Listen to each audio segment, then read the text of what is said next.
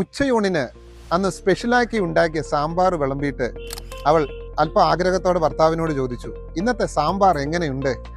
അയാൾ പറഞ്ഞു, എന്നാത്തിന് കൊള്ളാം, പന്നിക്ക് തിന്നാൻ കൊള്ളാം. അവൾക്ക് ആകെ വിഷമമായി, മുഖം വാടിപ്പോയി. അവൾ നല്ല സാവധാനം ചോദിച്ചു, എന്നാൽ ഇത്തിരി കൂടി ഒഴിക്കട്ടെ? ഒഴിച്ചോളൂ, ഒഴിച്ചോളൂ. പ്രിയപ്പെട്ടവരെ, നമ്മുടെ പ്രിയപ്പെട്ടവർ നല്ല വാക്കുകൾക്ക് വേണ്ടി ദാഹിച്ചു നിൽക്കുന്നത് നാം തിരിച്ചറിയാറുണ്ടോ? ഈ നല്ല വാക്കിന് പകരം നാം എന്താണ് അവർക്ക് നൽകുന്നത്? എൻ്റെ സഹജീവികൾക്ക്, എൻ്റെ സുഹൃത്തുക്കൾക്ക്, എൻ്റെ മക്കൾക്ക്, എൻ്റെ ജീവിത പങ്കാളികൾക്കൊക്കെ എല്ലാ ദിവസവും ഒരു നല്ല വാക്ക് നൽകണം എന്ന വാശി, ഒരു സ്നേഹശാഠ്യം നാം ആരെങ്കിലും നെഞ്ചോട് ചേർത്ത് പിടിക്കാറുണ്ടോ? നമുക്ക് വേണ്ടി അധ്വാനിക്കുന്ന എത്രയോ മനുഷ്യരുണ്ട്.